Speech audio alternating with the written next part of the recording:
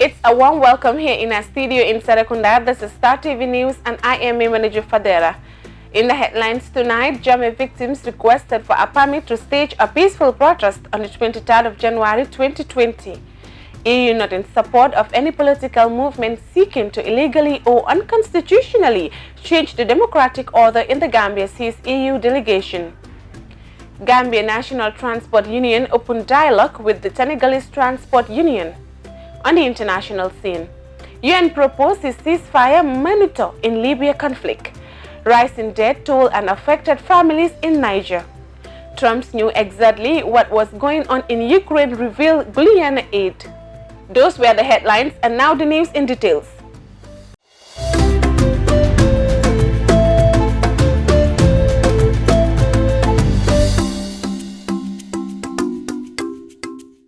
Gambia Center for Victims of Human Rights Violations on Thursday carpeted the police for granting APRC a permit to protest. Thousands of APRC adherents led by party chiefs on Thursday staged a protest demanding the return to the country of former President Jammeh. Zainab sends us this report. Gambia Center for Victims of Human Rights Violation, the body providing support to hundreds of Gambians who were victims of Jammeh's tyranny, issue a statement Thursday afternoon saying the protest is a mockery of all victims of Jammeh's rule. While we recognize their right to protest, we believe that it is not done in good faith and it is geared towards mocking a nation. This party is demanding the return of a man who tried to stifle the voices of Gambians at all costs, who has brutalized man, killed, sexually abused, tortured and victimized Gambians and non-Gambians in many ways.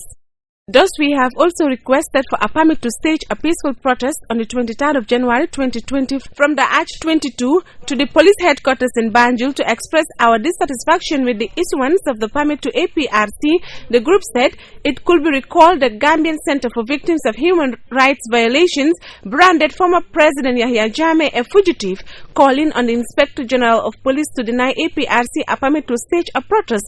In a letter to the Inspector General of Police and seen by the media, Gambia Center for Victims of Human Rights Violations warned the police chief against issuing APRC a permit. The group told the IGP, it has come to our notice that the APRC party militants are in the process of applying for a permit to stage a protest. We write to express our concerns and the concerns of victims that the application made by the APRC for a permit to stage a protest for the return of Jammeh to the Gambia planned January 16, 2020 be put on hold for several reasons. Key among them is the interference of the ongoing TRRC testimonies and the security of the country. For Star TV News, I am Zainab. The delegation of the European Union has reiterated in a statement that it is not in any way associated with, neither supports any particular political movement seeking to illegally or unconstitutionally change the democratic order in the Gambia. Ajaka Desanyang reports. The European Union has called on Gambians interested in voicing their views through protests to do in a peaceful manner.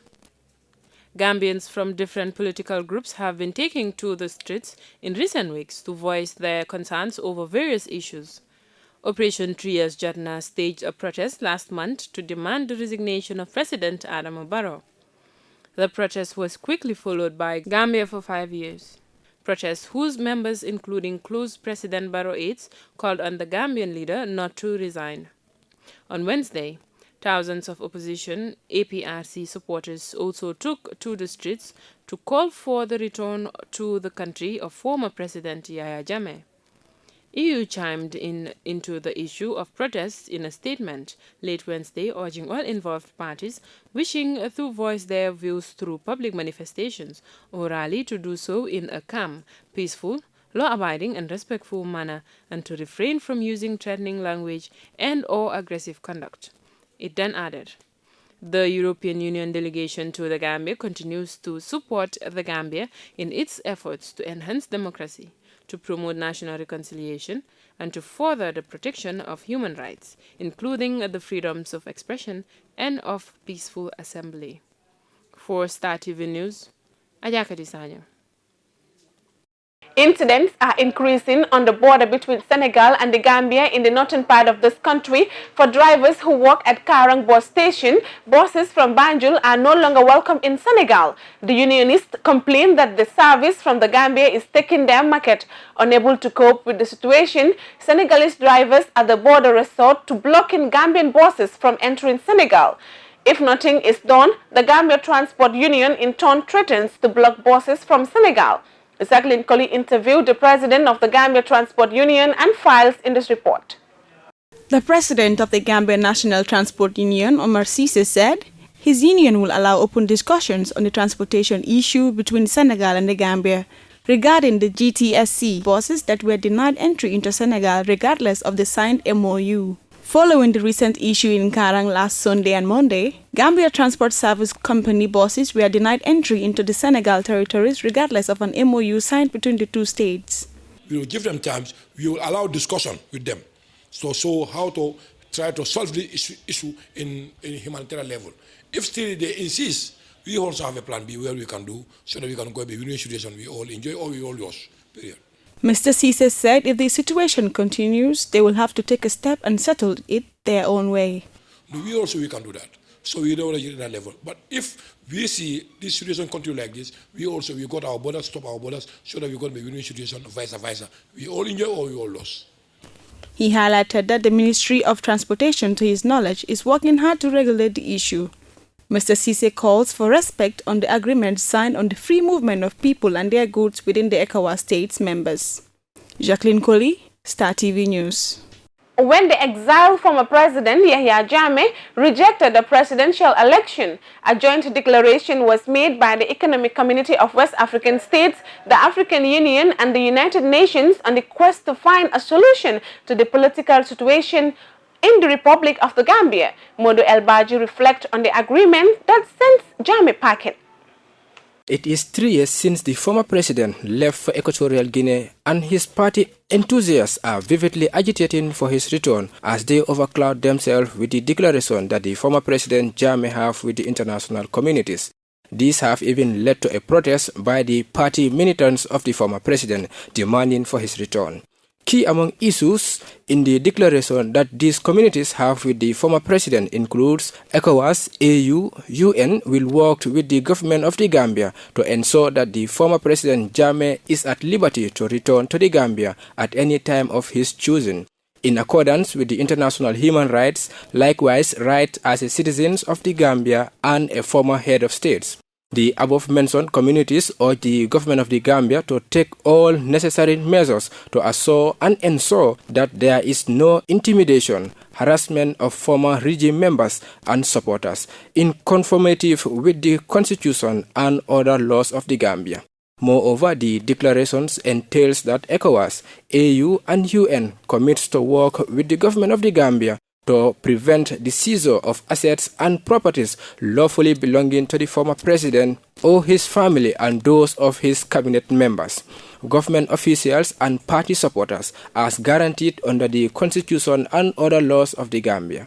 According to the declaration, the international communities are committed to work with the government of the Gambia to ensure that it assure and ensure the dignity, respect, security and rights of the former president as a citizen, a party leader and a former head of state as provided for and guaranteed by the 1997 Constitution. However, despite the declarations, the government of the Gambia deny having an MOU which guarantees the return of the exiled president Yahya Jammeh. Modu El Baji, Star TV. We are going for a short break and we'll be back with the international news.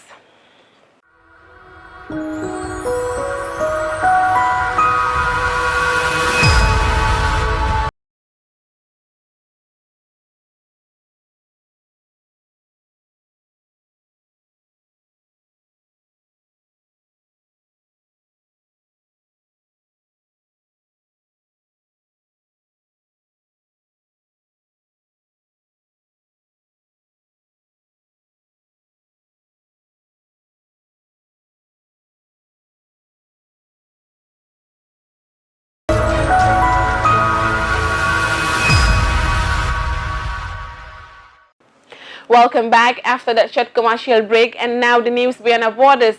Libya's renegade military commander Khalifa Haftar said he agreed with the terms of the ceasefire deal in Moscow. In spite of not signing it before he left Moscow, Haftar's forces have been fighting the United Nations recognized government of national accord for control of the capital, Tripoli, since April. The UN has proposed a monitoring mission in Libya to make sure the ceasefire is not violated. Haftar is expected to attend further talks in Berlin this weekend. Al Jazeera's James Bay reports from the United Nations. The German Foreign Minister Heiko Maas in the eastern Libyan city of Benghazi meeting General Khalifa Haftar, the man who brought fresh conflict to Libya 9 months ago when he launched an offensive on the capital Tripoli. The general has still not formally signed up to a ceasefire, just days before an international summit is due to be held in Berlin. Earlier this week, Russia and Turkey, which are on different sides of this conflict, had summoned General Haftar and Fayez al-Sarraj, the Prime Minister of the UN-recognised government, to Moscow for talks. Sarraj signed a ceasefire agreement, Haftar did not. Al Jazeera has obtained a copy of the latest report by the UN Secretary-General Antonio Guterres to the Security Council.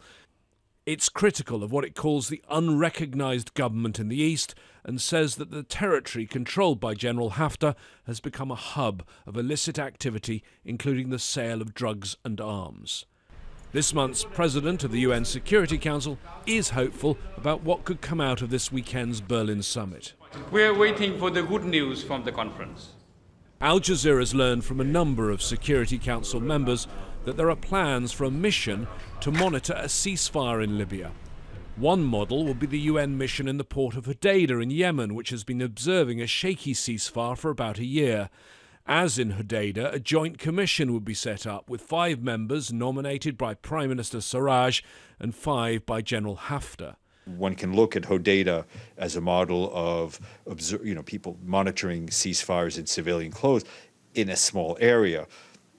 Libya is rather larger than the municipality of Hodeidah. The actual monitors could be supplied, as in Yemen, by the United Nations, but a number of different options are under consideration, including using teams from the African Union, the European Union, or the Arab League, or a combination of those. I'm told by one diplomat that the Security Council could authorize a mission very quickly, but we're not there yet. One man who's shown he can be both defiant and fickle stands in the way, and that's General Haftar. James Bays, Al Jazeera, at the United Nations.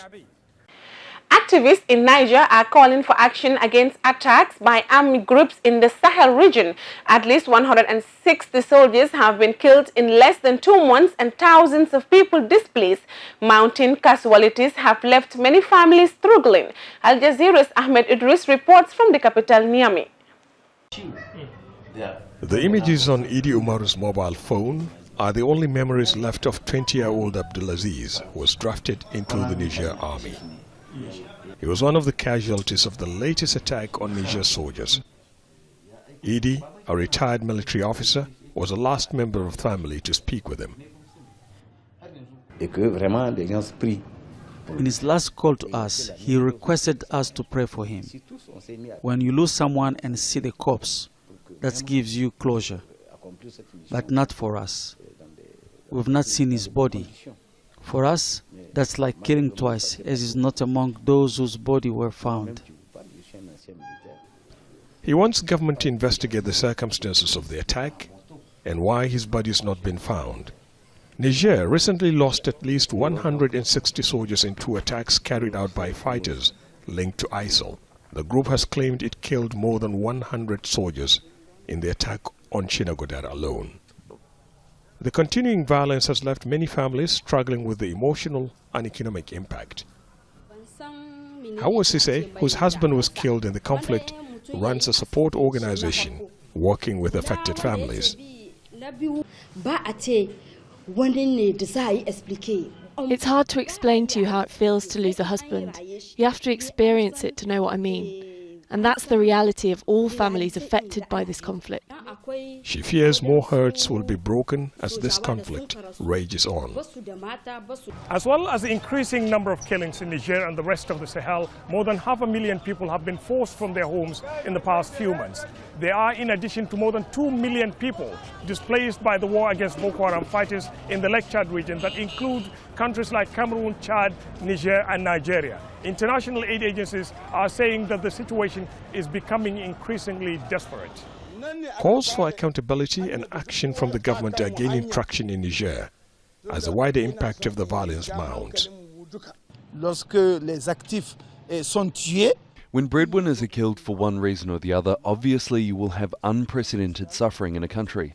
Those who have been killed took care of not only the immediate but extended family. In the army today we fear a situation of demoralization, and if that happens it will embolden the terrorists. The government has assured that morale amongst its troops is high and that it's doing everything it can to support them. But with the security situation in the Sahel deteriorating fast, there is growing concern in the region that armed groups may be preparing to launch more attacks. Ahmed Idris, Al Jazeera, Niamey.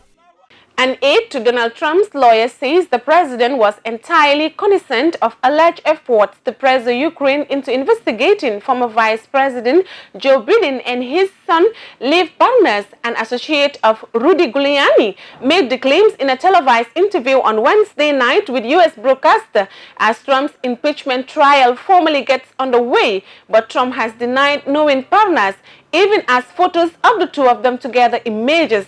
Al Jazeera's Kimberly Halkett reports from Washington, D.C. The explosive allegations came from this man, Lev Parnas. He says he was an associate of Donald Trump and worked in Ukraine with the president's personal attorney, Rudolph Giuliani. Now he's speaking out. I want to get the truth out. In an interview, Parnas, who is in court for various financial and corruption charges, describes delivering messages directly from the U.S. president to the Ukrainians. It was an effort, he claims, to dig up dirt on Trump's political rival, former Vice President Joe Biden, who's running to replace him. President Trump knew exactly what was going on. He was aware of all of my movements. These new allegations come at a sensitive time for the president, as the U.S. Congress begins the trial phase of his impeachment. Trump was impeached in December on charges of obstruction of Congress and abuse of power after reportedly pressuring the Ukrainians to investigate Biden's son Hunter, who sat on the board of a Ukrainian energy company. On Thursday, a congressional watchdog agency released its report, stating the White House violated federal law by withholding military aid to Ukraine, part of the quid pro quo allegations against Trump. Trump also denies his relationship with Parnas and his associate, even as photos of Trump and Parnas side by side have surfaced. I don't know him. I had never had a conversation that I remember with him. Democrats are pushing for witnesses like Parnas to testify. The White House is attempting to block witness testimony. In a statement, White House Press Secretary Stephanie Grisham pushed back on Parnas's claims. These allegations are being made by a man who is currently out on bail for federal crimes and is desperate to reduce his exposure to prison. But Parnas's claims may be hard for senators to ignore. The guy at the top always knows. You don't have this big of an operation that's just being run by a bunch of rogue subordinates. Never happens. Democrats have also released new evidence, text messages and emails they say proves the president leveraged presidential powers for political purposes. Parnas says there was a pressure campaign to remove U.S. Ambassador to Ukraine, Marie Yovanovitch, from her post, even releasing texts which suggested she was being watched and that her life may have been in danger. Before Trump recalled her last year, she testified in November she received a warning from a colleague. And she said she wasn't sure, but there were concerns about my security. The Ukrainian government has now launched an investigation into possible surveillance of the former U.S. ambassador. Kimberly Halkett, Al Jazeera, Washington. Canada has convened a meeting of countries that lost nationals in the downing of a civilian plane by Iran's military last week. All 176 passengers on board the Ukrainian International Airlines flight from Tehran to Kyiv were killed. Investigators are trying to establish what happened in the flight's last moments, but the investigation is being undermined by regional tensions. Al Jazeera's Navy Baker reports from London. A moment of reflection for the 176 victims of flight PS752. Countries united in grief, together in the British capital. They're demanding accountability, compensation and eventual closure. Canada lost 57 people. It's emerged as a leading voice in the fight for justice. There are many questions. Families want answers. All of the countries assembled here today want answers, and the international community wants answers. The world is waiting for those answers, and we will not rest until we get them. Iran initially denied responsibility for the crash, blaming technical failure, but later admitted that it shot down the aircraft, mistaking it for a US cruise missile. It happened several hours after Iran launched a ballistic missile strike against US forces in Iraq in response to the US drone killing of top Iranian General Qasem Soleimani. An investigation's now underway in Iran. Experts from several countries have been allowed to provide technical assistance in the probe. Ukrainian experts are analysing the plane's black box data recorders, but so far few details have been released. Getting to the heart of what happened to flight PS752 will require cooperation between all of the countries involved. But in recent days, rhetoric surrounding Iran's controversial nuclear program has escalated, and now the UK, France and Germany are threatening new sanctions against the country. The deal was agreed in 2015 to limit the country's nuclear capabilities in return for lifting economic sanctions. Washington withdrew from the agreement in 2018. Iran's been dropping its commitments ever since and is now enriching more uranium than before the nuclear deal. Responding to the threat of fresh sanctions, President Hassan Rouhani said European soldiers in the Middle East could be in danger. This tense political climate of mutual distrust and suspicion could hamper investigators working together to establish how and why so many lives were lost. Neve Barker, Al Jazeera, London. And before we end the news, a recap of our main headlines. Jammeh victims requested for a permit to stage a peaceful protest on the 23rd of January 2020. EU not in support of any political movement seeking to illegally or unconstitutionally change the democratic order in the Gambia, says EU delegation. Gambia National Transport Union opened dialogue with the Senegalese Transport Union. Well, that's all for this edition of the news. Please enjoy the rest of our programs and join us tomorrow for more news. Thank you.